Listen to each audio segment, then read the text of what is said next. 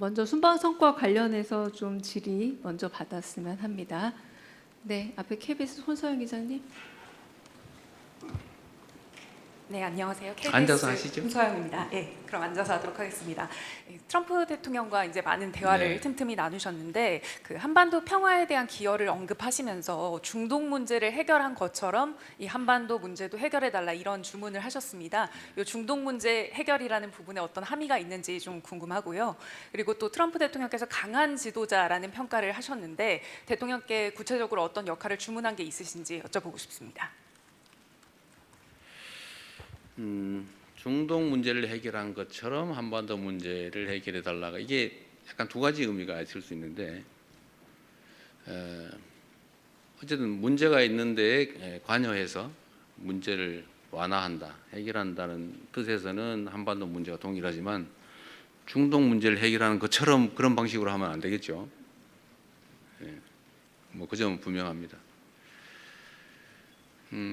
한반도 문제에 대해서 좀 이따 말씀을 드리기로 하고, 네, 트럼프 대통령께서는 어쨌든 뭐 만찬 자리에 90분이 넘는 긴 시간에 옆자리에서 계속 대화할 기회가 있었기 때문에 정말 깊이 있는 대화가 가능했습니다. 오히려 정상회담 시기보다 훨씬 더 나았던 것 같아요. 뭐 그 과정에서 뭐 강한 지도자라는 뭐 표현도 여러 차례 해주시기도 하였고, 아마 그게 존중의 의미라고 생각합니다. 한반도 문제, 그다음에 한미 관계, 이게 뭐 가장 중요한 문제고, 그 중에서 가장 뭐 긴 대화를 한 것은 사실 북핵 문제죠. 앞으로 북핵 문제를 어떻게 접근할 것이냐. 트럼프 대통령께서도 막 14일인가 뭐 며칠 전에 김정은 위원장하고 함께 뜰을 거니던 사진을 SNS에 올렸습니다. 그 말씀도 하시더군요. 자기가 올렸다고, 본인이 올렸다고 말씀하시면서 이제 북한 문제에 대해서도 관심을 가져야 될 때가 됐다, 이런 말씀하셨습니다. 그리고 제가 공동 사진 촬영을 하기 위해서 처음 만났는데 그 자리에서도 먼저 그 북한 문제 어떻게 돼가요? 이렇게 미리 물어보셔서 갑자기 좀 사진 촬영 시간에 북한과 한반도 문제를 잠깐 얘기하게 됐습니다. 그래서 뭐 얘기 아주 자연스럽게 이어졌는데요. 제가 드린 말씀은 트럼프 대통령께서 하신 말씀의 핵심은 북한도 이 핵무기를 현실적으로 보유하기 이전 단계에서 뭔가 가능한 조치를 했어야 되는데 못해서 아쉽다, 이런 말씀을 하셨습니다. 저도 물론 뭐 그 점도 그 점이지만 지금은 다른 나라를 대하는 방식으로 북핵 문제를 접근하면 안 된다 라는 점을 분명히 말씀드렸습니다. 뭐 그 점에 대해서 본인도 동의하셨고요. 근데 해결 방안이 마땅치 않다는 생각을 가지고 계셨고 그게 고민이었던 걸로 보입니다. 그래서 북핵 문제에 관한 우리의 입장을 좀 자세히 설명을 했어요. 이게 일률적으로 한 번에 처리가 불가능하다. 예를 들면 북한은 우리의 판단으로는 뭐 일정 수 이상의 핵무기를 실제 이미 보유하고 있는 것 같고, 또 연간 10개에서 20개 정도의 핵무기, 핵폭탄을 만들 수 있는 핵물질을 계속 생산해내고 있고, 또 그 투발 수단, 핵무기라고 하는 게 그 자리에서 뭐 쓸 수 있는 건 아니니까 어딘가를 멀리 보내서 사용하는 건데, 소위 투발 수단, 옮기고 떨어뜨리는 그 투발 수단으로 ICBM 대륙간 탄도미사일을 뭐 단거리, 중거리 미사일 이미 다 개발했고, 대륙간 탄도미사일은 거의 마지막 개발 단계에 있는 것으로 보여진다. 근데 이런 상태에서 그냥 원론적인 얘기를 서로 하면 이게 접근이 불가능하다. 북한은 비핵화 얘기를 하지 말고 핵 보유를 인정해야 대화하겠다 이러고, 또 국제사회 입장에서는 비핵화를 포기할 수 없는데 이러니 대화 자체가 되지 않는다. 그래서 우리가 제안했던 것처럼 단계별로 좀 목표를 나누자. 단기 목표, 장기 목표를 나눠서 일단 단기적으로는 이 현재 추가의 핵물질 개발을 하지 않는 것, 그러니까 추가 생산을 안 하는 것, 중단하는 것. 또 핵물질의 해외 반출을 하지 않는 것, 또 ICBM에 더 이상 기술 개발을 하지 않는 것, 쉽게 말해서 중단하는 것만 해도 국제사회에는 이익이다. 방치하면 계속 상황이 악화된다. 그리고 북한 체제 유지에 필요한 정도를 초과하는 이제 핵물질을 보유하게 되면 아마 해외 반출 욕구가 커지지 않겠냐. 그게 매우 실질적 위험한 상황이 아니겠냐. 뭐 이 점에 대해서 또 동의했습니다. 그래서 그런 상황을 더 이상 진척되지 않도록 중단시키는 걸 단기적인 목표로 일단 하고, 그렇다고 비핵화를 포기하지 말되 지금 당장이 아니라 일단 단계적으로 단기, 중기, 장기로 가자. 일단 중단하고 멈추고 또 안정이 되면 감축을 하든지 좀 하고, 그 다음 단계로는 서로 신뢰가 쌓이고 체제가 안전히 보장이 됐다고 하면 그 핵무기 유지 관리 비용이 엄청나게 들기 때문에 체제 위협이 더 없다고 판단되는 상황을 서로 만들어서 이제 비핵화를 향해 가면 되지 않냐. 이 장기 목표로 삼자. 그래서 이 두 가지를 약간 나눠서 단계적으로 접근하는 게 현실적이지 않나, 이런 설명을 좀 긴 시간 드렸어요. 그것도 뭐 하나의 방법일 수 있겠다 해서 충분히 고민해 보겠다, 이런 말씀을 하셨습니다. 어쨌든 한반도의 핵 문제를 포함한 평화와 안정의 문제는 우리의 생존이 걸린 문제이기 때문에, 어쨌든 제가 전에 한반도의 핵 관련된 한반도 정책으로 제시했던 단기, 중기, 장기로 나눠서 접근하는 문제에 대해서는 필요한 만큼 충분히 말씀을 드려서 이해했다고 생각됩니다. 뭐 그리고 그 외에도 뭐 이런저런 얘기들이 많이 있었는데 이제 답은 여기까지 하겠습니다. 네, 또 다른 기자분 여기 앞에 머니투데이 김성환 기자님. 예, 저 머니투데이의 김성은 기자입니다. 순방 고생하셨고 시차 적응을 좀 하고 계신지 모르겠습니다. 저도 첫 번째 G7 1박 4일 일정 갔다 오고 이번에 갔다 오니까 감회가 좀 남달랐는데, 대통령이 조금 더 솔직하게 두 번째 G7 정상회의 이제 참석하시고 나니까 좀 느낌이 어떠셨는지 자유롭게 말씀을 부탁을 드리겠고요. 그리고 책임감 있는 역할을 해야겠다고 하셨는데 2년차 외교 구상은 좀 어떻게 두고 계시는지도 조금 더 구체적으로 말씀해 주시면 감사하겠습니다. 네. 그리고 한 가지 더 질문드리면, 공교롭게도 이번에 양자회담에서 캐나다 총리와 그리고 독일 총리를 둘 다 만나셨는데요. 캐나다가 60조 잠수함 사업 최종 사업자 발표 앞두고 있는 가운데 만남이 없기 때문에 저희도 관심이 컸는데, 혹시 좀 긍정적인 결과를 기대해도 될지, 좀 그런 분위기가 감지가 됐는지 좀 말씀해 주시면 감사하겠습니다. 네. 우선 쉬운 것부터 말씀을 드리면, 두 총리, 캐나다 총리와 독일 총리는 독일 총리 먼저 만나고 그다음에 캐나다 총리를 만났는데, 뭐 그 결과에 대해서 전혀 감을 잡을 수 없었고요. 우리의 종합적인 판단으로는 뭐 상당히 기대를 갖고 있기는 한데, 그러나 뭐 낙관하기는 그렇게 뭐 호락호락하지는 않다. 좀 그런 말씀, 그렇게 말씀드려야 될 것 같아요. 감을 잡기가 매우 어려운 그런 상황이었습니다. 내가 지금 막 졸리는데 그 시차 때문에 그런 건가요? 여러분도 고생하셨습니다. 제가 순방을 다니면 우리 동행하는 언론인 분들한테 참 미안하다는 생각이 듭니다.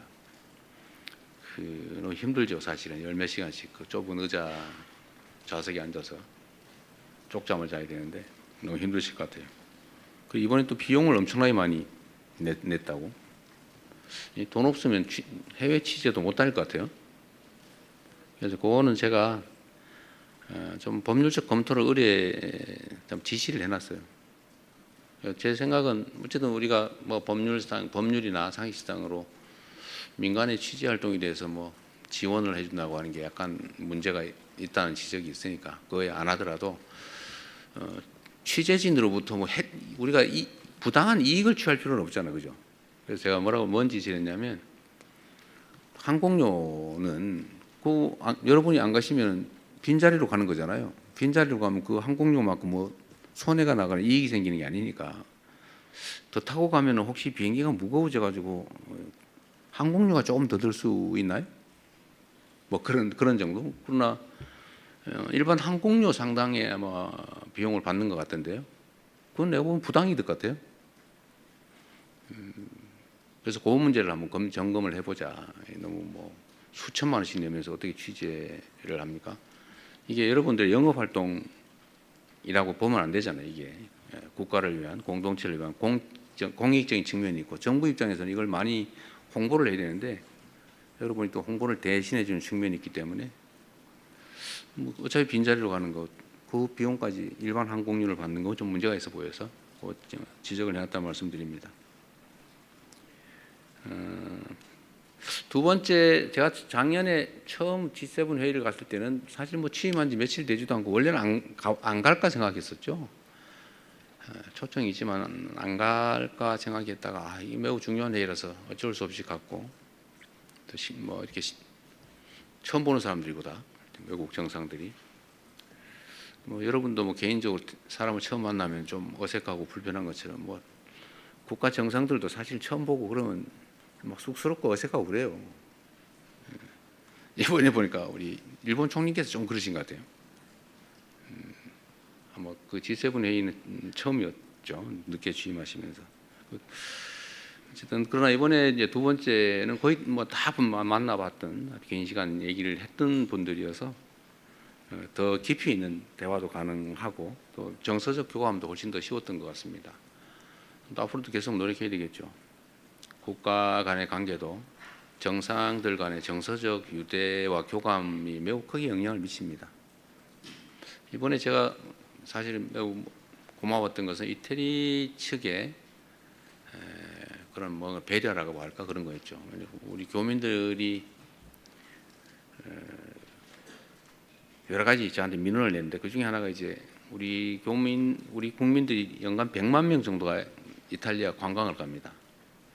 그러니까 거기 이태리에 있는 우리 재외 국민들 또는 동포들이 관광 가이드를 하는 경우가 많은데 그게 이제 시험 봐서 뭐 자격증을 얻는데 되게 어려움이 많대요. 이제 그 얘기를 했더니 그 얘기를 하고 난 다음에 주말인데 밤에 관광청에서 우리 교민들 중에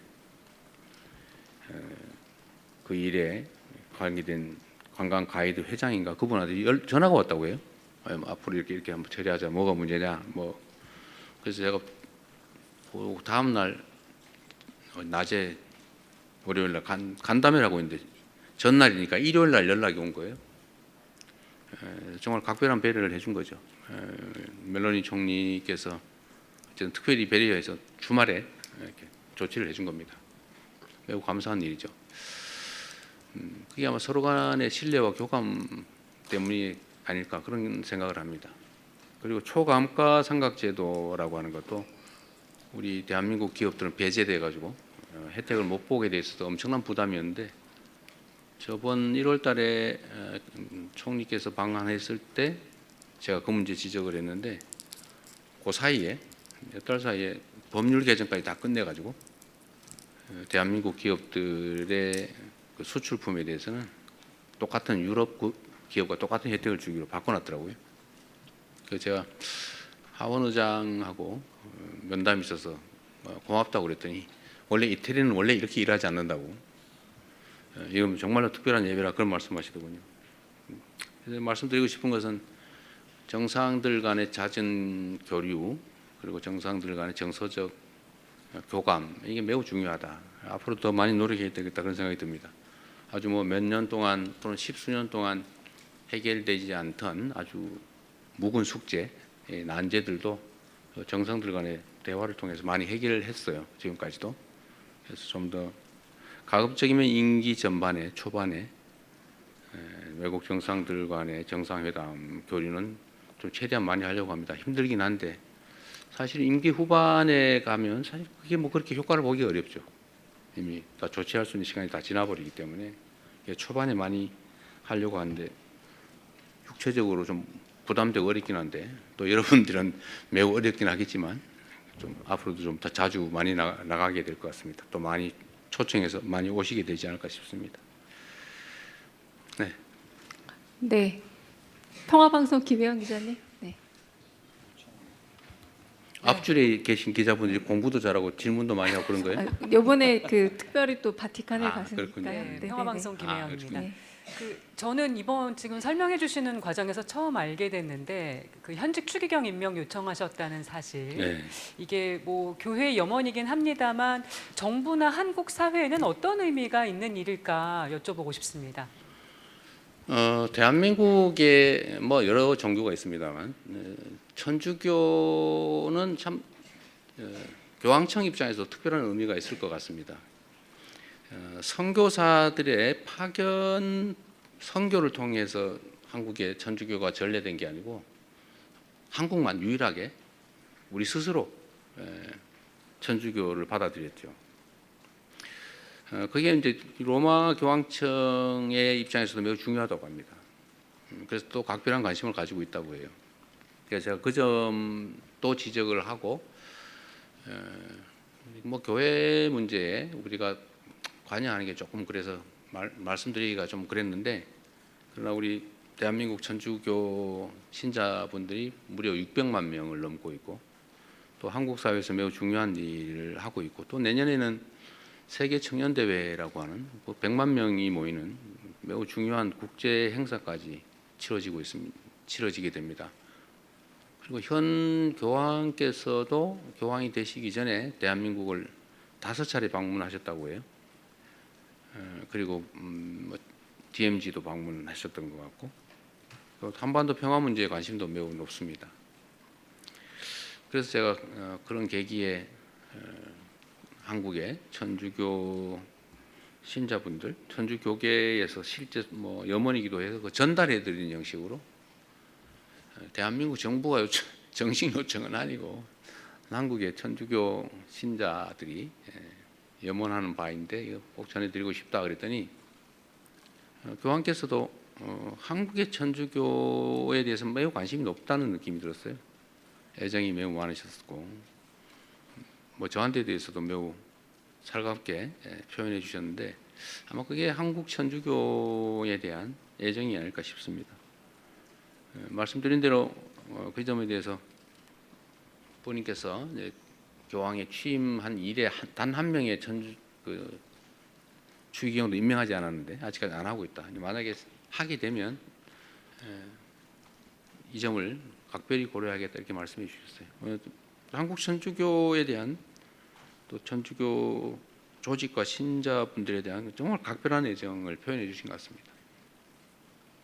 또 재미있는 것은 한국에 대한 저한테 이거 시계를 보여주시더라고요. 시골에 시커먼 시계를 차고 계시면서 이게 뭔지 아냐고 그래서 삼성 시계라고. 그래서 또 전화기도 갤럭시 쓴다 내가. 그리고 차도 현대차 탄다 이렇게 말씀하시더라고요. 어쨌든 뭐 각별한 관심이 있으신 것 같습니다. 네. 네, 이번에 좀 저쪽으로 넘어가 보겠습니다. 네, 동아일보 박훈상 기자님.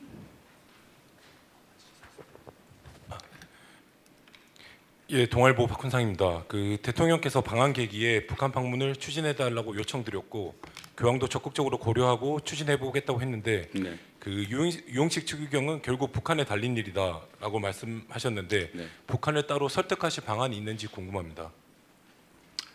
안타깝게도 현실은 북한과의 모든 소통 수단은 단절돼 있습니다. 북한은 이렇게 말하고 있죠. 세상에서 가장 적대적인 다른 나라다. 민족 공동체도 아니고 과거에는 우리는 민족 공동체라고 서로 불렀죠. 민족 공동체도 아니다. 원래 적대적인 두 국가다. 이렇게 얘기하고 있습니다. 뭐 비상 전화 통신선까지 다 차단된 상태입니다. 아시겠지만 지금 휴전선의 군사 분계선 따라 삼중 철책 설치하고 공사를 하고 있고 장벽 설치도 하고 교량 뭐 다리 도로 다 끊고 있어요. 공사를 지금 1년 내내 계속하고 있습니다. 전방에서 그거 쳐다보는 게 일이죠. 혹시 저 공사하다 우리 분계선 넘어오는 거 아니야? 이렇게 해서 가끔씩 그것 때문에 작은 충돌도 생기기도 합니다.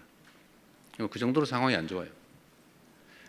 그러나 우리는 뭐 끊임없이 노력해야죠. 왜냐하면 저는 우리가 강력한 국방력으로 북한을 억지하고 평화 체제를 구축하고 뭐 언제든지 싸워서 이길 수 있는 준비를 하는 거 당연히 필요하다고 생각해요. 그러나 꼭 괜히 불필요하게 자극하고 대결 정책을 취해서 적대가 강화되고 충돌의 위험을 크게 만들 필요 없잖아요. 근데 우리 모두가 아는 것처럼 이전에 그런 일이 있었죠. 북한으로 하여금 도발을 해가지고 자극을 해서 남쪽의 군사 도발을 통해 좀 물리적 충돌을 하고 그걸 이용해가지고 비상계엄을 선포하고 뭘 하려고 했던 그 이제 법정에서 다 드러나고 있지 않습니까? 그 과정에서 너무 많은 것들이 망가지고 상황이 나빠졌어요. 다행히 무슨 요새는 오물 풍선이 왔다 갔다 하거나 뭐 휴전선에서 쌍방을 향한 적대적 언어 뭐 이런 것들은 많이 사라졌습니다. 소음 피해 이런 것도 없어졌죠. 그러나 어쨌든 냉랭한 그 적대감은 여전히 남아 있습니다. 표현도 좀 많이 완화되긴 했는데 하여튼 일이 있기만 하면 뭐 비난 대결의 언어들이 난무하고 있습니다. 앞으로도 뭐 계속 상당 기간 계속될 수 있죠. 왜냐하면 우리는 끊임없이 인내심을 가지고 이런 적대 감정을 완화하고 또 평화적 공존과 공동 번영을 위해서 나아갈 수 있는 상황을 조성해야 됩니다. 제가 북한 한반도 문제에 대해서 어찌 잘못 들어보면 비주체적인 표현일 수 있는 얘기를 했죠. 트럼프 대통령 피스메이커이고 우리는 페이스메이커다. 원래 뭐 이렇게 말하면 좀 그렇죠. 우리의 문제는 우리 스스로 해결해야 되는데 왜 미국 대통령이 그런 표현을 했느냐라는 지적을 굳이 한다면 할 수도 있을 겁니다. 뭐 이번에도 똑같은 얘기를 트럼프 대통령한테 드렸는데 어쨌든 한반도 문제를 완화하기 위한 또는 평화 공존을 가능하게 하기 위한 그 길을 여는 데는 우리 대한민국 스스로 하기가 어려운 상황이 됐어요. 너무 많은 것들을 망가뜨리고 다 스스로 차단했고 공격적 태도를 통해서 모든 길을 봉쇄해 버렸죠. 그러나 북한은 북한 체제 안전에 가장 관건적 역할을 하는 것은 미국이라고 생각하고 있고 또 현실적으로 정전협정의 당사자는 한국은 아니죠. 우리는 서명도 못했으니까요. 우리는 전시작전권이 없었으니까 휴전 서명의 당사자가 아니었던 겁니다. 그래서 휴전협정도 미국하고 맺었기 때문에 모든 한반도 안보와 체제 보존에 관한 핵심 역할은 미국이 한다 이렇게 믿고 있어요. 뭐 일부는 현실이기도 하죠. 그래서 미국을 중심으로 대화하도록 하고 우리는 그런 상황을 조성하기 위해서 노력해야 되는 거죠.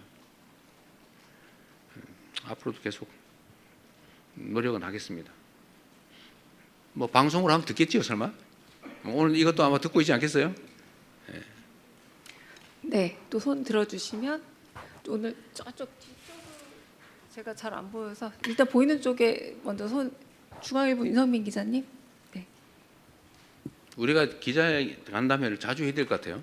손 드시는 게 너무 많은데 원래는 없어야 되는데. 네, 말씀하십시오. 예, 중앙일보 윤성민입니다. 그 트럼프 대통령과 그 북핵 문제에 대해서 대화를 나누셨다라고 말씀을 하셨는데 그 북핵 문제 해결을 위해서는 북미 대화가 뭐 필요하다라는 얘기도 나오고 있습니다. 그 트럼프 대통령이 그 G7 만남 과정에서 그 북미 대화의 의지를 보이거나 아니면 좀 구체적인 계획을 말한 게 있는지 궁금하고요. 그리고 한 가지 더 추가적으로 그 트럼프 대통령과 그 북한 관련 주제 외에도 혹시 한미 동맹 관련된 그러니까 전작권 전환 그리고 방위비 분담금 뭐 이런 것과 관련된 대화도 나누셨는지 소개할 부분이 있는지 있다면 소개해 주시면 감사하겠습니다. 네. 일단 방위비 분담 얘기는 전혀 나오지 않았고요. 지금도 뭐 충분히 분담하고 있는데 뭘 추가 분담하냐는 게 제 생각이고 뭐 미국 측도 대선 이후에 대선 선거 과정에서 그 얘기가 꽤 있었는데 한국군의 주한미군에 대한 방위비 분담금을 뭐 10배를 받겠다 뭐 이런 얘기를 했는데 그 취임 이후에는 전혀 그 얘기를 하지 않고 있습니다. 방위비가 아니라 이제 국방비 얘기는 제가 먼저 했죠. 명확하게 우리는 얘기의 대전제이기 때문에 그 얘기를 먼저 드렸습니다. 우리는 국방비 3.5%까지 증액을 하기로 약속을 했고 또 우리 스스로 주권 국가로서 한반도 방위는 우리 스스로 책임져야 된다고 생각한다. 우리 스스로 책임지겠다. 걱정하지 마시라 이렇게 미리 얘기를 했어요. 대전제로 깔끔하게. 그럼 모든 문제가 해결되죠. 우리가 우리 돈 내면서 우리 방위를 우리 스스로 책임질 건데 전시 작전권을 미국이 왜 갖고 있습니까? 뭐 얘기할 필요가 없죠. 그럼 당연히 우리가 정상 상태로 우리 스스로 방위할 수 있게 또 우리가 스스로 지휘할 수 있게 해야 되니까 더 이상 그 얘기는 하지 않았습니다. 제가 저번 한미 정상회담에서도 전시 작전권 반환 얘기는 일부러 안 했어요. 너무 당연한 거니까. 실무적으로 협의가 되고 있었고, 그래서 국방 관련해서는 뭐 대전제로 우리 스스로 책임진다라는 걸로 얘기는 깔끔하게 끝내고, 제가 대신에 그 얘기는 해드렸어요. 그랬더니 주한미군 4만 5천 명 그러시길래 아닙니다 이러면 또 화날 수 있잖아요. 그래서 그건 맞는데 4만 5천 명 맞는데 지금은 아니다. 지금은 2만 8,500명이다. 이거는 제가 확인시켜 드렸습니다. 그랬더니 지금 그렇단 말이지 이렇게 이해하신 것 같았어요. 북미 대화에 관해서는 답답해 하셨어요. 아까 말씀드렸지만 일단 수가 있으면 하고 싶어 하세요. 북미 대화를. 지금은 이제는 김정은과의 대화를 해야 되겠다는 생각을 가지고 계셨습니다. 가지고 계신데 그럼 어떻게 구체적으로 이 점에 대해서 답답해하세요. 저한테 방법이 뭐냐 이렇게 이런 것도 물어보셨습니다. 제가 말씀드린 건 그래서 그 얘기를 한 거죠. 결국 북핵 문제다, 체제 안전의 문제다. 그리고 이게 지금 같은 방식으로는 해결이 되지 않는다. 제재와 압박이 효과가 없다 이제는. 그 이전에도 뭐 국제사회가 봉쇄하고 제재했지만 결국은 지금까지 이러고 오지 않았냐. 전략적 인내라고 하는 것도 하나의 전략이었겠지만 제가 보기에는 효과가 없어서 결국은 제재에 따라서 무슨 핵무기를 포기한 것도 아니고 지금 뭐 일정 수 이상의 보통 한 5, 60기 정도라고 표현합니다만 일정 수 이상의 핵무기를 현실적으로 이미 가지고 있는 것 같다. 뭐 다 그렇게 인정하지 않냐.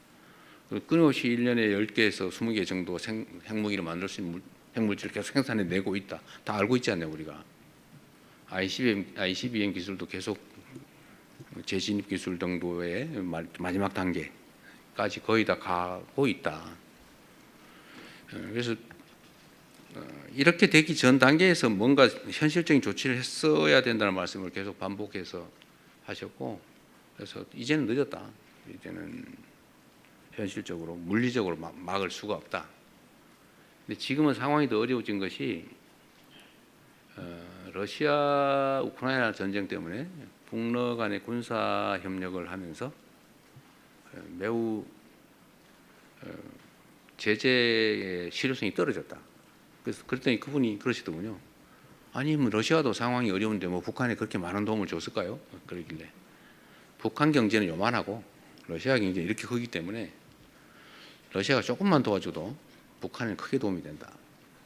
그래서 지금 현재는 북한이 작년 경제 성장률이 사상 최고였다.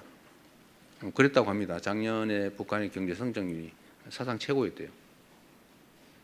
그래서 뭐 여러분이 쓰신 기사에도 나오던데 무슨 뭐 고급 무슨 소비재 시장을 뭐 열어주겠다 뭐 그런 얘기도 했다고 하는 얘기가 있던데 어쨌든 그렇게 러시아와 저 국경이 완전히 열려서 이제는 국제 제재가 의미가 없다.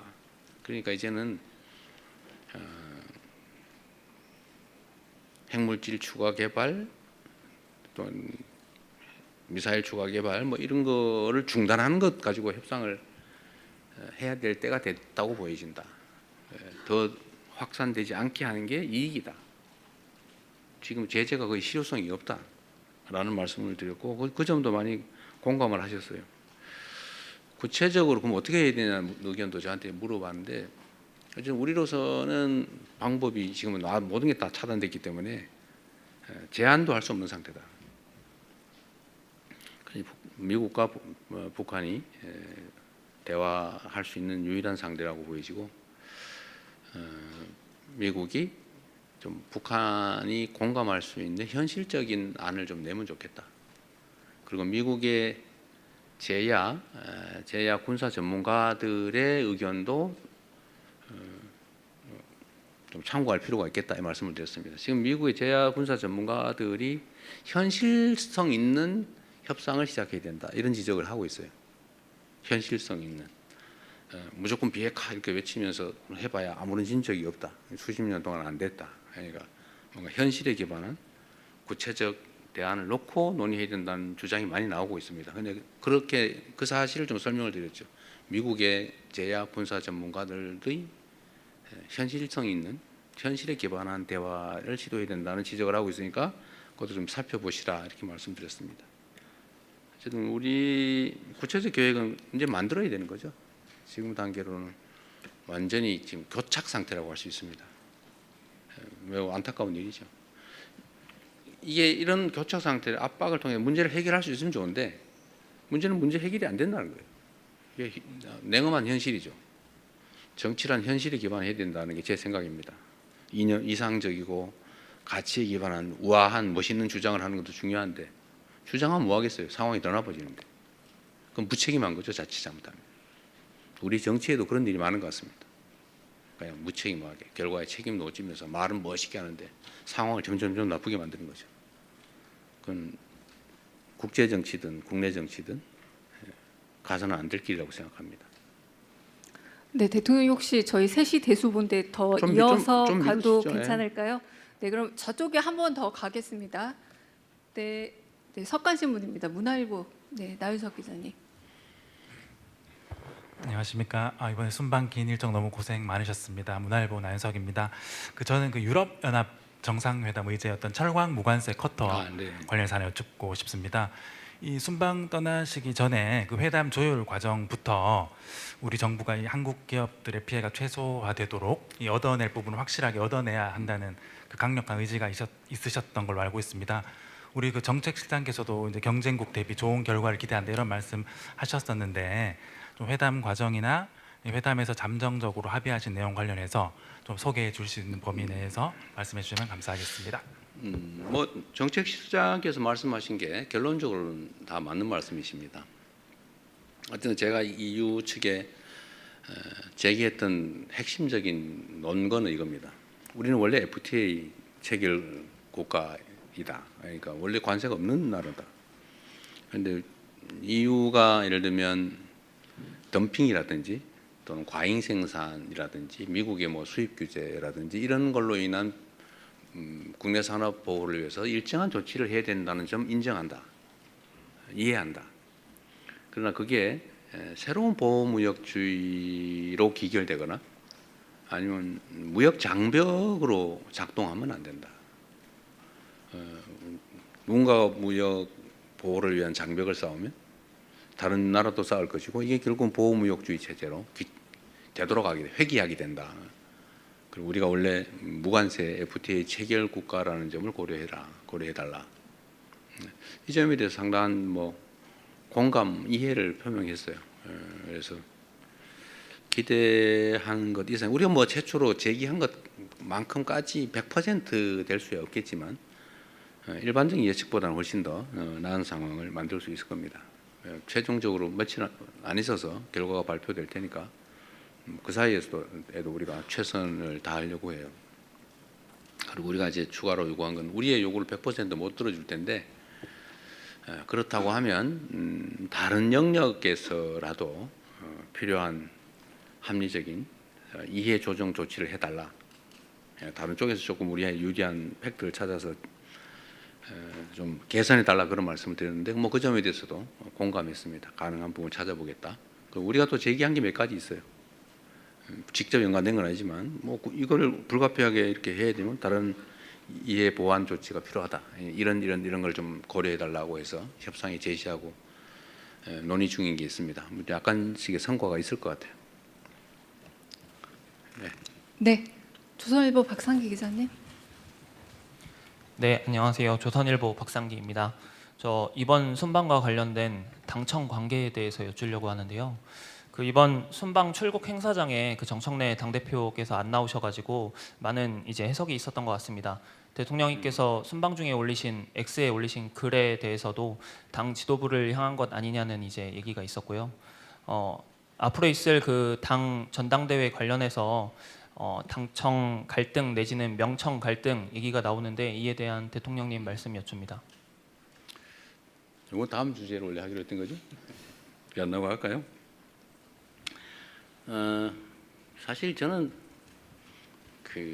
제가 해외 출국하거나 귀국할 때 막 많은 사람들이 줄 서서 하는 게 그렇게 뭐 흔쾌히 막 기분 좋은 일은 아니에요.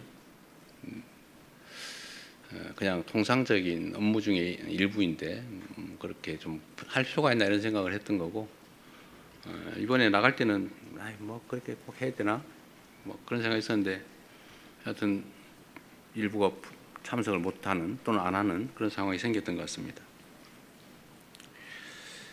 저는 당청 관계에 대해서 뭐 당도 정부에 대해서 필요한 쓴소리 할 수 있죠. 저는 좋은 소리만 해야 된다고 생각하지는 않아요. 그러나 정부는 당이 만든 것이죠.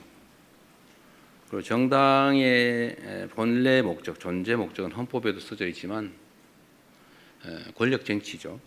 선거를 통한 국민들의 선택을 받는 거예요. 그건 당연히 경쟁을 해야 되고, 경쟁의 핵심은 국민의 지지죠. 지지가 많은 쪽이 권력을 위임받는 거죠. 정당의 본래 목적인 권력을 쟁취하는 겁니다. 이게 한 번에 끝나지는 않죠. 우리 민주사회에서는 일정한 기간을 두고 주기적으로 그런 선택을 국민들이 하게 됩니다. 끊임없이 국민의 선택을 받기 위해 노력해야죠. 국민들 사이에는 의견이 당연히 갈리죠. 또 생각도 다르죠. 이해관계도 다르죠. 생긴 것도 또 다를 수 있어요. 뭐 다르죠. 다. 온갖 다름이 있습니다. 아마 무지개보다 더 많이 다르겠죠. 그런데 정치는 자신들의 본질적 지향이라고 하는 게 있죠. 그러나 그 본질적 지향에 적극적으로 동의하고 공감하는 사람만 모아서는 전체를 대표하기 어렵습니다. 제가 그런 얘기를 자주 드리는데, 이론가, 운동가와 실천가, 정치인은 다르다. 정치는 현실이죠. 그리고 실천이 중요해요. 이론가, 이상가, 사상가, 운동가는 주장만 잘하면 돼요. 뭐 동의 안 해도 상관없어요. 주장하는 자체로 의미가 있죠. 물론 뭐 동조자가 많으면 더 좋죠. 그러나 본질은 아니에요. 그러나 정치는 동조자, 공감하는 사람을 많이 모으는 게 마지막 결론이죠. 그래서 정치는 언제나 포용적이어야 합니다. 제가 빈말로 하는 게 아니고요. 듣기 좋자고 하는 게 아니고, 그게 현실이에요. 우리의 원래 가진 이상과 가치를 잃지 않아야죠. 그렇다고 그걸 담대히 강요할 수는 없어요. 그걸 잃지 않으면서도 최대한 많은 사람들에게 공감을 이끌어내고, 약간 달라도 다른 점보다는 같은 점들을 찾기 위한 노력을 끊임없이 해야죠. 사실 친구 간도 마찬가지예요. 쟤는 왜 저런 게 마음에 안 들어? 이거 왜 마음에 안 들어? 이러면 다 남대요, 원수대요. 쟤는 왜 이런 게 좋아? 웃는 게 너무 좋아. 쟤는 뭘 하는 게 좋아? 쟤는 이렇게 배려해 주는 게 좋아. 이 좋은 점들을 찾으면 친구가 많아지죠. 정치도 마찬가지 아닌가요? 그런 생각이 듭니다. 당청 관계는 그래서 사실은 동일체이기도 하고 다른 존재이기도 하죠. 정부는 당이 만든 거잖아요. 정당 국가에서. 당연히 서로 협조하고, 또 정부는 정당이 지원 지지하기를 기대하죠. 정부의 국정 성과는 결국 당에 귀속되죠. 그걸 통해서 결국은 또 국민들의 평가를 받지 않습니까? 당청 관계는 하나이면서도 또 남이기도 하고 남이면서 또 하나이기도 하고 그런 관계라고 생각됩니다. 그래서 당연히 서로에게 잘 되자고 격려할 수도 있고 잘못된 게 있으면 지적할 수도 있는 거죠. 민주당과 지금 현재 정부는 저는 뭐 여러분들이 보시기에는 엄청난 갈등이 있는 것처럼 보이지만 저는 더 잘 되기 위한 과정이라고 생각해요. 잘 돼야 되겠죠. 저는 그런 측면에서는 일종의 사명감을 가지고 있습니다. 국민으로부터 좋은 평가를 받기 위해서는 실적을 내야 되겠죠. 실천과 행동을 통해서 결과를 만들어내고 그 결과가 국민들에게 유용해야 되겠죠. 그래서 가장 실용적이어야 합니다. 그리고 더 많은 사람들의 공감을 이뤄내야 되겠죠. 그래서 가능한 범위에서도 양보도 하고 일부에서는 뭐 왜 우리 편 안 쓰고 왜 자꾸 남의 편 쓰냐 뭐 같이 싸워온 우리 편은 너무 섭섭하다 뭐 그런 얘기도 있다고 해요. 그렇다고 뭐 저는 객관적으로 봤을 때 우리 편 안 쓴 거 아닙니다. 그러나 또 다른 쪽도 써야죠. 또 잘하고 있잖아요. 사람을 쓰는 데서는 이것도 국민들이 다 지켜보는 거죠. 심판을 하고 있잖아요. 다 쳐다보고 결과를 얼마나 잘 만들까? 결과를 만드는 것은 결국 사람인데 유능한 인재를 쓰나 지편 챙기나 이거 보고 있겠죠. 별로 하는 일 없이 뭐 그냥 직함만 있는 거다. 그러면 뭐 가까운 사람 능력 관계없이 써도 되겠죠. 그러나 일을 해야 되는 자리면 가깝다고 쓰는 게 아니라 능력 있는 사람을 써야 될 겁니다. 결과를 만들어내는 게 사람이고 그 일을 해야 되니까 저는 당연히 그래야 된다고 생각해요. 나름은 그렇게 다 맞추고 있는데 사람들의 판단은 또 다 다를 수 있죠. 저의 판단이 100% 옳다고 생각하지 않아요. 다른 사람의 의견이 그렇다고 100% 옳다고 생각하지도 않아요. 다 옳을 수도 있고 다 틀릴 수도 있죠. 다른 거죠 그냥. 그 의견도 많이 들어보려고 합니다. 뭐 매우 복잡한 얘기를 한꺼번에 여러 가지를 물어봐가지고 말하기가 좀 어렵긴 한데 어쨌든 저는 정당이란 좀 더 포용적이고 개방적이어야 된다고 생각합니다. 그럴 수 있는 상황이 있고 그럴 수 없는 상황이 있어요. 예를 들면 소수 야당이다. 뭐 포용 뭐 그거 할 힘이 어디 있어요. 소수 야당일 때는 자기 주장 최대한 세게 하고 자기 지지자 최대한 결집해야죠. 그래야 살아남죠. 그래야 확산을 하기 위한 힘이 생기죠. 그러나 최다수 집권 여당이 되었다. 입장이 다르잖아요. 기초적인 힘은 가지고 있죠 이미. 그럼 최대한 포용하고 개방적일 필요가 있겠다. 그렇다고 우리의 기본적인 가치를 버리자는 건 아니에요. 그게 진짜 실력 아닐까요? 양자택일밖에 없다고 생각한다. 또는 양자택일밖에 할 수 없는 상황이 슬픈 거죠. 둘 다 선택할 수 있도록 힘을 길러야죠. 힘이 강하면 둘 다 선택할 여지가 점점 더 생겨요. 그럴수록 용인하고 개방적으로 더 많은 사람들과 함께하기 위해서 노력해야 된다. 정부의 역할은 그런 겁니다. 정부는 이 국가 권력, 나라의 운명과 국민의 삶을 통째로 다 책임을 맡았지 않습니까? 그리고 그를 위한 국가의 모든 대부분의 권력을 위임받았어요. 힘이 있죠. 이럴 때는 주장이 아니라 행동과 실천으로 결과로 책임져야 되는 거예요. 그 책임이 더 크죠. 주장하기보다는. 그래서 우리는 국민들의 더 나은 삶, 국가의 더 나은 미래라고 하는 소위 지금은 그 중에서도 가장 중요한 민생과 경제에 집중해야 됩니다. 물론 뭐 안보, 질서 이런 건 기본이죠. 국가의 기본적 질서를 유지하지 못한다. 예를 들어 범죄가 막 횡행하게 한다든지 뭐 어디서 외국에서 걸려온 전화에 막 돈 뺏기고 이런 데도 뭐 가만 놔둔다든지 뭐 이러면 안 되죠. 범죄로부터 재난으로부터 국민들의 생명과 안전을 지키는 뭐 질서에 관한 책임 당연히 져야죠. 기본이니까. 국가의 안보를 지키는 거. 그건 너무 당연하니까 열심히 최선을 다해서 해야죠. 그걸 못하면 부적격이죠. 그런 건 능력이라고 하지 않습니다. 그건 기본이죠. 그러나 진짜 능력이 발휘되는 영역은 민생과 경제라고 생각됩니다. 민생과 경제에서 성과를 내고 국민들 전보다 살기가 낫네, 앞으로는 더 살기가 나아지겠네라고 하는 기대가 가능한 희망 있는 사회를 만드는 것, 그게 성과겠죠. 그래서 민생과 경제를 챙기고 개선하는 데 집중할 수 있으면 좋겠다. 당도 그게 정부의 본질이니까 정권의 민생과 경제를 챙기는 일, 그리고 이를 위한 포용과 개방, 이런 데 좀 많은 지원을 해주면 좋겠다라는 게 제 생각입니다. 그렇게 되겠죠. 네, 이제 마지막으로 질문을 좀 추려볼까 합니다. 근데 아까 저 순방 얘기만 하고 저기 맞죠? 그걸 끝내면 내가 보기 비난받을 것 같은데. 네, 그럼 이번에는 한번 대통령께서 자유롭게 하십시오, 자유롭게. 지목해 주시는 거, 아니면 제가 한번 아시아경제 임철원 기자님, 네, 다음엔 대통령께서 지목해 주시기 바랍니다. 난 네, 얼굴도 모르는데 저번처럼 후회할 지목을 할까 걱정돼. 네, 네, 임철원 기자님. 네, 아시아경제 임철영 기자입니다. 네. 선방가 계시는 동안 계속해서 벌어진 선관위 투표용지 부족 사태 관련해서 좀 질문을 드릴 텐데요. 네.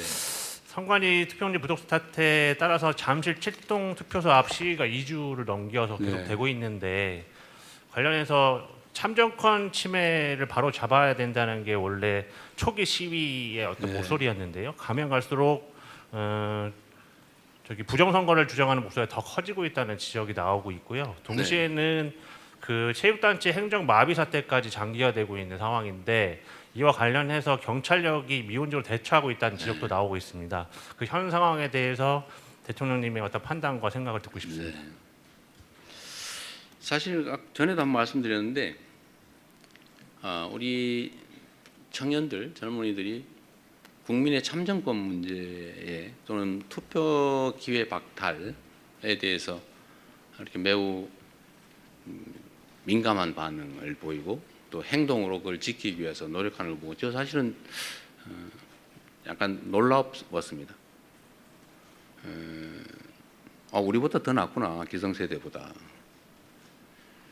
우리는 되게 이해관계 때문에 많이 싸우는데 매우 이기적이고 또 세상의 정의와 공정 질서에 무관심하다고 선입관을 가졌던 청년들이 오히려 우리가 무관심하거나 아니면 관심의 비중이 좀 적다고 판단되는 이 영역에 이와 같이 문제를 제기하고 행동까지 하는 점 보고 우리와는 다른 세대구나 라는 생각을 하게 됐어요. 그래서 매우 감사하게 생각한다, 이 말씀을 한번 드렸습니다. 선관위 문제는 사실 참 황당하죠. 제 입장에서도 선관위 좀 문제다 이렇게 생각을 하긴 하지만 평소에도, 근데 뭐 아무런 우리가 통제, 감시, 견제 권한이 없어요. 하다못해 선관위원장에 대한 형식적 임명권조차도 없어요. 스스로 자기들끼리 돌아가면서 뽑게 돼 있어요.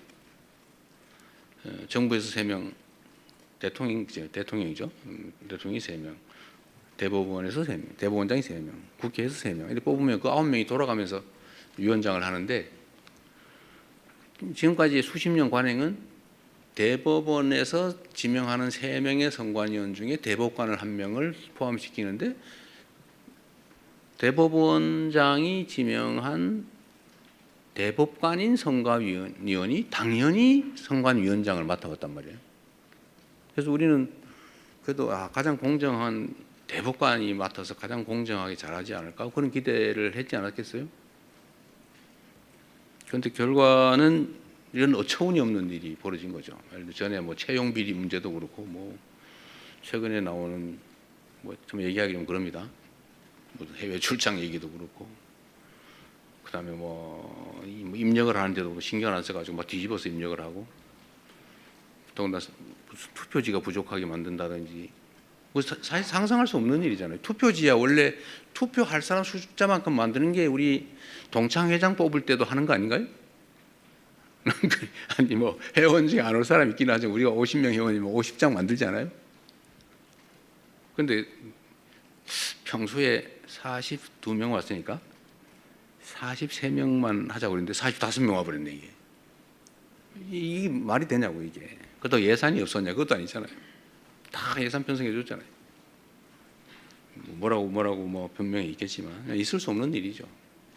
국가의 가장 근간인 소위 민주적 기본 질서를 유지하는 이런 투표제도, 선거제도를 정말 헌법이 정하는 중립기관으로서 아무의 통제도 받지 않고 하면 그만큼 책임을 져야 되는데 책임을 진 게 아니라 자유롭게 해버린 거죠. 방종에 가까운 자유를 구가했던 것 같습니다. 결국은 심각한 문제가 있죠. 대응을 해야 되겠죠 이제. 일단 집회 시위에 관한 문제를 얘기하기 전에 그 선관위의 문제는 저는 좀 이따 뭐 대수부 회의 때도 이 얘기를 하려고 했는데 법 제도들을 좀 최대한 고쳐보고 최소한 외부의 감시 견제가 어느 정도 가능해야 되지 않냐. 그 위원장을 저런 식으로 대법원장이 사실상 임명하는 것처럼 해서 되겠냐. 또 비상임으로 해가지고 뭐 선거 날도 제대로 출근을 안 했다는 얘기가 있던데 그렇게 하면 되겠냐. 그래서 감시 견제 통제를 적정하게 해야 되지 않을까. 이를 위한 법제도 정비가 필요하겠다는 생각을 하고, 두 번째는 헌법이 너무 명징하게 독립기관으로 해놨기 때문에 무슨 감시 통제 견제 법제도를 만들기 위헌 판결을 받을 가능성이 많다. 그러니까 필요하다면 여야 간의 의견의 일치가 된다면 선관위에 관한 뭐 원포인트 개헌이라도 해야 되지 않을까. 뭐 그런 생각을 합니다. 필요하다면 대통령이 발의를 하는 한이 있더라도. 근데 문제는 이게 정치권의 책임성에 관한 것인데 진심으로 이 문제를 해결하기 위한 것인지 아니면 이걸 이용해서 정치 공세를 하고 뒤로 빠지려고 하는 건지를 알기가 어려운 상황이어서 정치권이 좀 진지한 논의를 촉구하고 정치권에서 논의되는 걸 봐가면서 우리 정부도 입장을 정하겠습니다. 어쨌든 근본적인 개혁이 필요한 건 확실합니다. 이런 상태로 갈 수는 없어요. 시위에 관한 문제, 시위 자체는 참정권 확보를 위한 시위 자체를 비난하거나 그래서는 안 되죠. 오히려 보호해야 되겠죠. 근데 이 공간을 활용해 가지고 전혀 엉뚱한 허위 사실을 공표하면서 가짜 뉴스를 남발해서 사회 혼란을 획책을 한다든지 또는 뭐 무슨 산적도 아니면서 지나가는 사람은 검문 검색을 한다든지 소위 주머니를 털거나 이러면 안 되잖아요. 원래 산적이 하는 일이죠 그게. 아무거나 없는데 고개 마루 장악하고 지나가는 사람 주머니 털어가지고 검사하고 10% 띄고 보내고 이런 거 있잖아요. 이거 산적이 하는 짓이지. 이런 짓 하면 안 되죠. 또는 뭐 그 숫자 많다고 출입을 막아가지고 남의 중요한 일을 못하게 막는다든지 이건 업무방해거든요. 위력에 의한 업무방해, 중대범죄 중에 하나죠. 하여튼 이런 행위에 대해서는 제가 엄정하게 수사하고 책임을 묻도록 지시했습니다. 이런 것까지 방치하면 안 되죠. 이런 구분을 좀 해야 되겠다. 정당한 참정권 확보를 위한 주권 행사와 질서 파괴를 획책하는 범죄 행위는 엄밀하게 구분을 해야 이 참정권을 지키기 위한 선의의 이런 운동도 제대로 빛을 발할 수 있겠다. 그래서 옥석을 좀 가려서 엄정하게 대응할 건 대응하고 보호할 건 또 확실히 보호하고 그렇게 하도록 하겠습니다. 네, 또 질문 받겠습니다. 제가 좀 눈에 잘 안 보이는 쪽 뒤쪽 한번 보겠는데요. 네, 일단 저기 우리 저번에 마이크 갖고 막 많이 다니시던 우리 사람이 누구시더라? 이어진 기자님. 이어진 기자님. 네, 네. 손 좀 한번 해주세요. 네. 요새는 안 하셔가 제가 조금 심심해요. 인사 관련해서 네. 여쭙고 싶은데요. 그러세요. 그 순방 끝내고 돌아오신 만큼 이제 개각도 좀 속도를 내셔야 될 것 같은데 어떤 거를 중점에 두고 개각을 하실지 또 언제쯤 하실지 여쭙겠습니다. 일단은 지금 총리 인사청문회가 예정이 돼 있어서 지금 뭐 퇴임 예정인 총리께 인사제청을 받을 수는 없고 총리로 그 새로 지명해서 지금 청문회 중인 분, 그분이 총리로 업무를 시작하면 그때 이제 절차는 가능하게 되겠죠. 일단 그때가 시간이 좀 있고요. 두 번째는 지금 한 1년 지났고 지금부터 지금까지의 국정하고 이제 앞으로의 국정이 좀 성격이 좀 달라 보입니다. 지금까지의 국정은 좀 엉망진창인 국정을 좀 정리하는, 정비하는 기간에 가까웠다고 보면, 또 물론 긴급한 민생 경제 업무들도 다 많이 해봤지만 중요한 건 어쨌든 엉킨 걸 좀 푸는 개혁이라면 개혁이고 그런 정비하는 데 집중했다면 앞으로는 기획된 새로운 일들을 제대로 추진하는 기간이 되지 않을까 싶어요. 그래서 거기에 맞는 자원들로 다시 구성을 해야 되지 않을까 생각은 하고 있는데 어느 범위에서 뭐 어떤 부처를 할지는 아직 깊이 생각하지 않았습니다. 하기는 해야 되겠다. 한 1년 지났고 또 새로운 상황이 되기 때문에 그 정도 말씀드리겠습니다. 네. 그러면 여기서 다시 한번 넘어가서 SBS 강민우 기자님.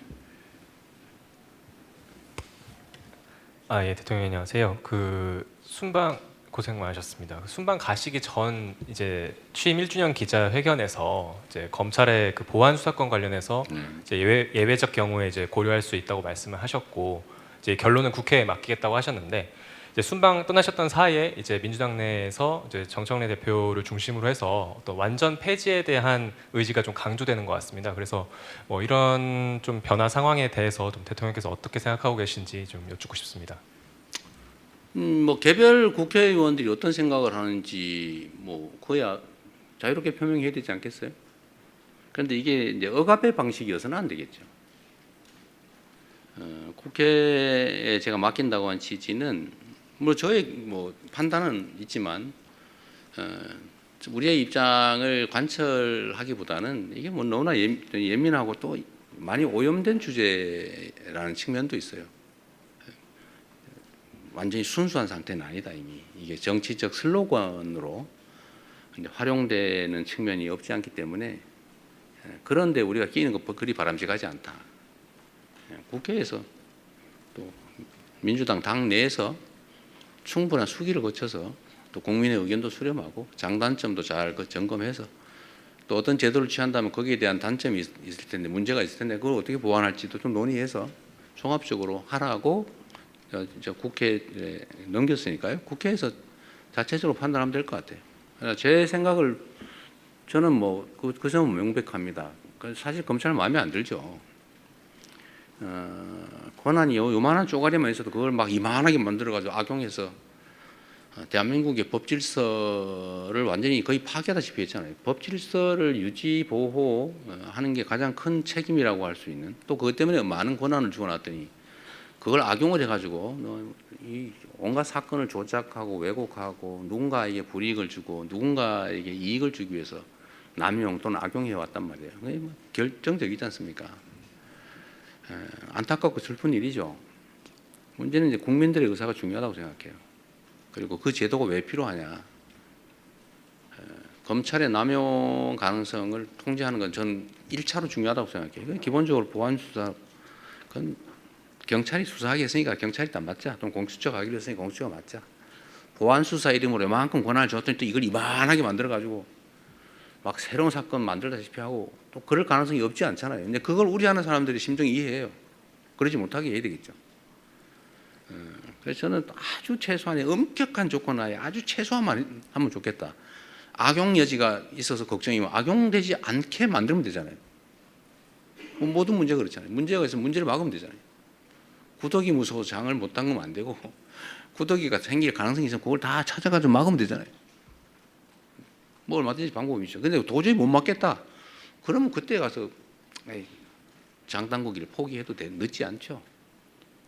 그래서 보안 수사는 안 하는 게 맞는데 나중에 악용될 여지가 없는 아주 예외적인 그런 경우에까지 다 봉쇄해 놓으면 나중에 문제가 생길 수 있겠다라는 게 제 생각인데 그것조차도 문제가 있다.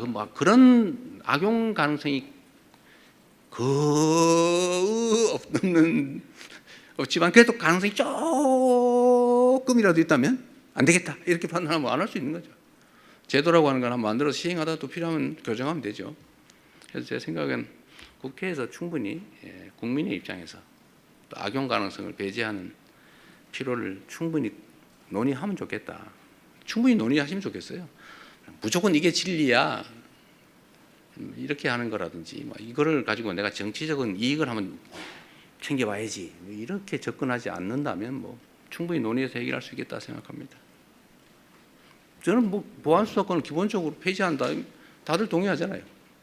그 아주 예외적인 상황을 가지고 막 이만큼 만들 필요는 없다. 예외적인 부분은 예외적으로 접근하면 되는 거죠. 너무 그걸 키울 필요는 없겠다는 생각이 듭니다. 정치화를 막기 위해서 제가 국회로 넘긴 거예요. 자, 그것조차도 정치적 논쟁 또는 정치적 공격의 대상이 될 수 있기 때문에 제가 그 가능성을 뭐 없애기 위해서 국회와 논의하세요. 국회가 하자는 대로 할 테니까 권한을 줬으니 책임도 지겠죠. 네, 그다음. 네, 이제 9개 매체 질문 받았습니다. 이제 마지막 10번째 매체 질문을 좀 받을까 싶은데요. 네, YTN 강진원 기자님, 그 마지막으로는 기자님 질문 받고 통신사 질문을 마지막 혹시 필요하면 30분까지 하시죠. 30분까지요? 네. 대통령 이제 좀 다시 기력이 더 나신 것 같습니다. 아, 지금 잠시 싹 깨는 것 같아요. 네, 네, 강진원 기자님. 네. 네. 네, 대통령님 순방 기간 고생 많으셨습니다. 그 당청 관계 관련해서 앞선 다른 기자분께서 질문을 주셨는데 추가로 좀 더 질문을 드리고 싶습니다. 지방선거 이후에 국정 지지율이 하락세를 보이고 있다라는 일단 분석들이 좀 많이 나오고 있습니다. 이것과 관련해서 여당 지도부의 지방선거 전략 그리고 당청 관계와 연결지어서 보는 시선도 있는데 지방선거 이후 국정 지지율 하락세, 당청 관계 그리고 여당 지도부의 선거 전략에 대해서 어떻게 생각하시는지 여쭤보고 싶습니다. 사실 저는 선거를 기점으로 전후를 나눠본다면 저는 변한 게 없어요. 국정은 변한 게 없습니다. 그냥 똑같이 진행되고 있죠. 끊임없이 열심히 노력하고 있고 뭐 작은아마 성과들이 있습니다. 변한 건 없어요. 선거를 기점으로 무슨 정책이 바뀐 것도 아니고 결과가 바뀐 것도 없죠. 근데 선거일을 기점으로 지지율이 폭락을 하고 있죠. 엄중하게 받아들여야죠. 국민들의 평가입니다. 그런 거겠죠. 이재명 대통령 마음에 안 든다는 사람이 늘어난 거 아니겠어요? 그런 거겠죠. 당에 대해서도 마음에 안 드는 사람이 늘어났겠죠. 그건 냉정한 현실이죠. 받아들여야 되고 또 결론적으로는 그에 대해서 또 무한 책임을 져야 되겠죠. 더 많이 노력해야 되겠습니다. 그 원인을 제거하기 위해서도 애써야 되겠죠. 뭐 여러 가지 분석이 있겠지만 아마 제일 큰 거는 그럴 겁니다. 먹고 살기 힘들어 죽겠는데 뭘 가지고 싸우는 거야? 도대체 너네들의 그 다툼이라고 하는 게 우리의 삶과 뭔 상관이 있으며 우리가 맡긴 공적 업무와 무슨 상관이 있느냐 아닐까 하는 게 제 생각이에요. 각자에겐 중요한 일이겠지만 우리 국민들께서 보시기에는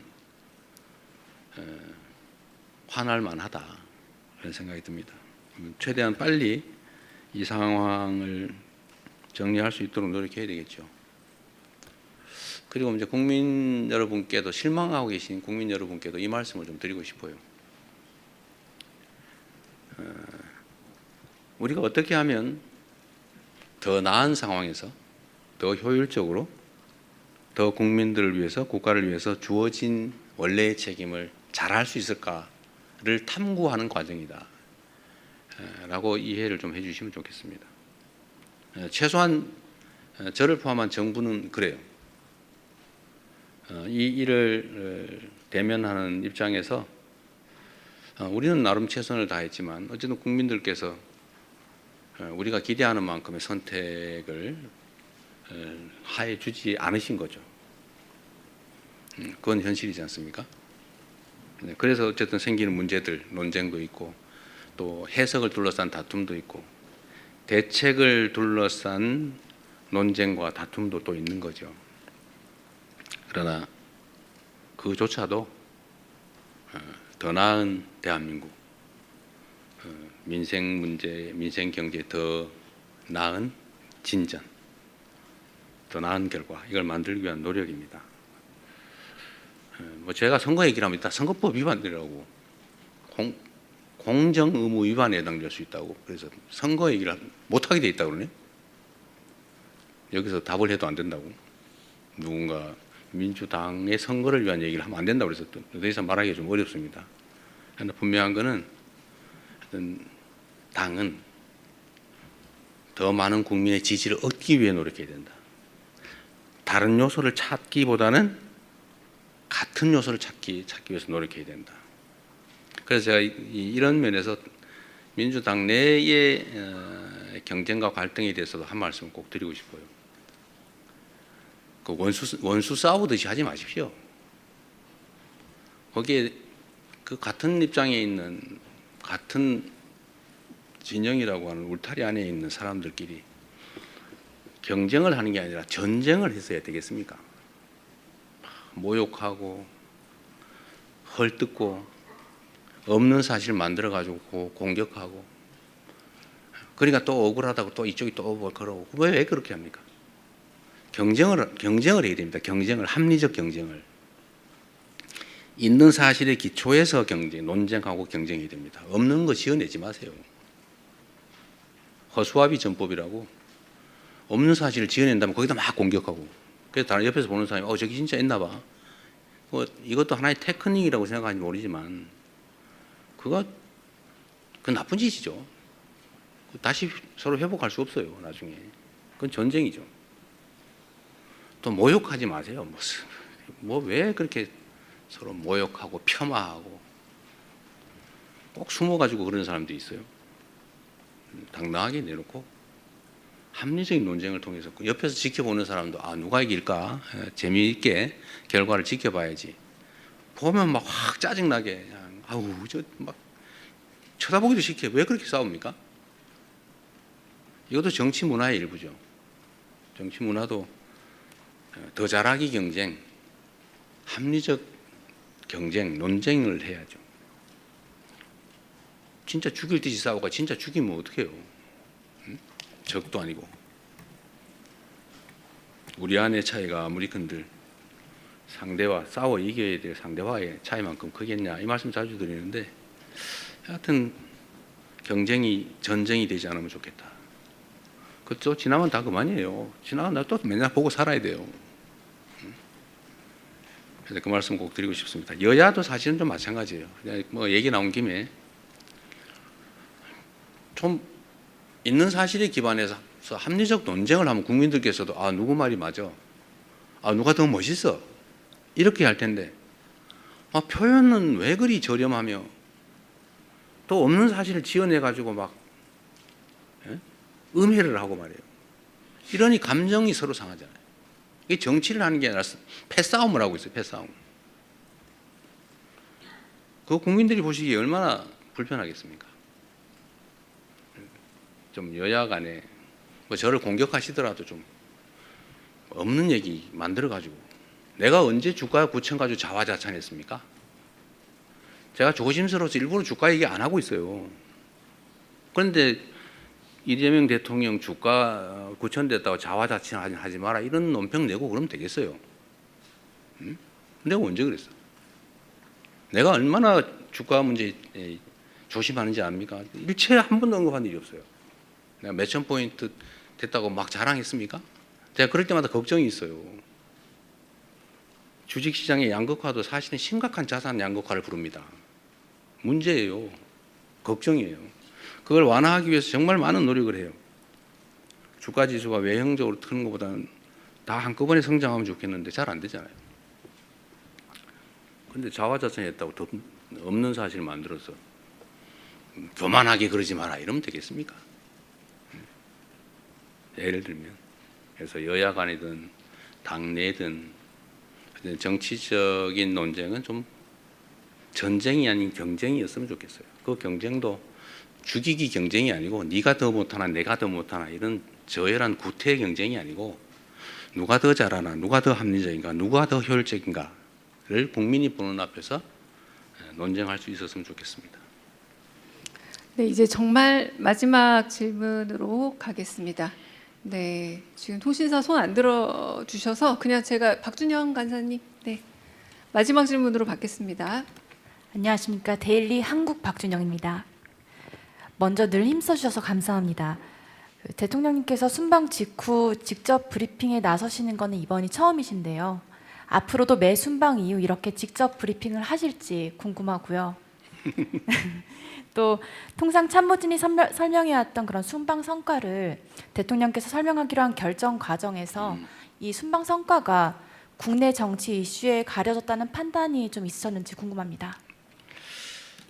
네, 앞으로 이거 자주 할 거냐? 저는 사실 우리 언론인 여러분들 또 우리 국민 여러분 앞에서 직접 대화하는 게 저 자신에게도 도움이 되고 국정을 이해하는 데도 도움이 된다고 생각해요. 저는 많이 하고 싶은데 우리 참모들이 자꾸 말립니다. 그래서 제가 아까도 그 얘기를 했더니 아니 이거 말고도 무슨 뭐 국무회의도 공개하고 무슨 타운홀 미팅도 공개하고 이렇게 많이 공개하는 대통령이 없었다. 근데 기자회견까지 뭘 자꾸 더 하려고 그러냐 이런 지적을 받았습니다. 제가 그런 얘기했어요. 아니 되게 걱정은 그런 거죠. 혹시 뭐 불필요하게 했다가 질의응답 과정에서 실수하거나 아니면 뭐 오해가 생기거나 정제되지 못한 표현으로 갈등이 생기거나 그런 걱정을 하지 않을까 싶어요. 뭐 그것도 저는 정치의 일부라고 생각해요. 자주 좀 하고 싶은 게 제 소망인데 제가 이 내부에 그런 반대 의견도 있지만 이번에는 우리 순방 성과를 직접 설명해야 되겠다고 일방 통보를 한 다음에 제가 오늘 이 자리에 나왔습니다. 뭐 참모들로서는 그런 걱정하는 게 맞죠. 저는 앞으로도 좀 자주 하고 싶어요. 여러분들하고 대화를. 그리고 제 진지한 제 속마음도 우리 카메라 앞에 우리 국민 여러분께 보여드리고 싶어요. 진짜 하고 싶은 이야기. 얘기를 안 하니까 오해가 자꾸 생기는 것도 있더라고요. 뭐 사실 이번에 순방 성과 설명을 직접 하게 된 계기도 뭐 그런 것의 일환입니다. 국내 문제 상황에 영향을 미쳤냐? 뭐 영향이 없다고 할 수 없겠죠. 실제로 좀 매우 아쉽기도 했어요. 예를 들면 우리가 이 국가의 격에 관한 문제, 소위 국격에 관한 문제죠. 예를 들면 해외에서 대한민국을 얼마나 높이 평가하는가. 사실 저 스스로도 잘 느끼지 못할 정도로 대한민국의 위상이 높습니다. 뭐 여러분도 어떻게 느끼시는지 모르겠는데 우리 국내에서 느끼는 것보다 해외에 나가 보면 정말로 대한민국에 대한 환호를 합니다. 제가 이번에도 이제 파리가 아니죠. 에비앙에서 이제 G7 회의를 하고 사전 행사로 저녁 때 이제 그 지역의 중학생들이 이제 노래를 해주는 그런 시간이 있었어요. 거기를 갔더니 이제 정상들이 한 열 몇 명 이렇게 쭉 서 있잖아요. 부부가. 근데 그 앞에 한 200명 정도의 이제 중학생, 주로 여성들로 구성되어 있는 여학생들로 구성된 거기 그 합창단이 있었는데 그 합창단이 저하고 제 아내를 보더니 갑자기 이러는 거예요. 이게 다른 사람들은 이게 뭔 뜻인지 몰라요. 이거 저 뭐야? 우리는 알죠. 그래서 제가 이렇게 해줬어요. 물론 뭐 모르는 사람도 좀 있지만 대부분 매우 즐거워했어요. 그게 한국 문화죠. 이 프랑스 에비앙 지역의 중학교 여러 개를 한 5개인가를 모았다는데 거기 그 학생들 사이에 대한민국 대통령과 부인을 딱 보니까 그 생각이 다 났던가 봐요. 그리고 이 정상들이 저한테 거의 예외 없이 그 얘기를 합니다. 자기 아내가, 자기의 딸이, 자기 아들이, 자기 누구가 한국어 배우고 있다. 한국 뭐 저희 공연 모주탄에서 난리다. 한국 가는 게 꿈이다. 다 그 얘기를 합니다. 그 한국이 일종의 뭐 이상향처럼 그려지고 있는 상황이에요. 제가 보니까. 그때 한국이 얼마나 유명합니까? 재작년 12월 3일에는 군사 쿠데타 뭐 이러면서 놀랬잖아요. 그 다음에 또 횃불도 아니고 무슨 응원봉을 들고 노래를 부르면서 그걸 진압해가지고 민주주의 헌정 질서를 회복해요. 전 세계에 역사적으로 없던 일이잖아요. 그걸 보면 계속 놀라는데 요새는 거기다 문화적으로 거기다 반도체 뭐 이런 걸로 그러다니 유럽 같은 데는 방위 산업이 완전히 유럽을 압도하고 있단 말이에요. 한국산 방공 시스템, 소위 미사일 시스템을 못 구해가지고 막 서로 막 먼저 달라고 저한테 척탁하고 그래요. 막 비행기 수송기를 띄워가지고 막 바로 실어가요. 생산되자마자. 대한민국은 정말로 뭐 산업 경제 측면, 문화 측면, 정치적 측면에서 세계의 총화가 돼가고 있어요. 얼마나 대단한 국가입니까? 이런 것들도 사실 많이 보여드리고 싶죠. 그런데 그런 게 이제 예를 들면 이태리의 어떤 국빈 방문에 대한 뭐 예를 들면 의전 행사나 뭐 이런 게 사실 우리 국민들한테 보여줘야 되거든요. 자세히. 근데 잘 안 됐죠, 사실은. 딴 거 하느라고. 아쉽죠. 어딜 가나 마찬가지입니다. 그래서 그런 아쉬움도 있었어요. 제가 그 말씀도 한번 드리고 싶었습니다. 우리 대한민국이라는 나라가 또 그 속에 살아가는 대한국민이라고 하는 존재가 얼마나 위대한 존재들인지 우리 자부심 가져도 된다. 물론 뭐 내부적으로 보면 어려움들이 많죠. 각 부문별로 어려움들이 많지만 그러나 그 점도 다른 나라들도 크게 뭐 예외는 아니고 뭐 양극화가 좀 우리가 좀 심하다는 측면도 있지만 그러나 전체적으로 보면 여전히 과학기술의 발전 속도나 국가의 민주주의 정도나 뭐 과학 문화예술의 발전 정도나 경제적 성장 성취나 이런 모든 것들이 정말로 전 세계가 이렇게 쳐다볼 만큼 대단하다. 그 말씀을 여러분께 꼭 드리고 싶습니다. 어려운 상황이긴 하지만 이런 유리한 좋은 점들은 최대한 키우고 또 부족한 부분은 채워가면서 모두가 함께 잘 사는 대한민국을 만들어 보도록 최선을 다하겠습니다. 감사합니다.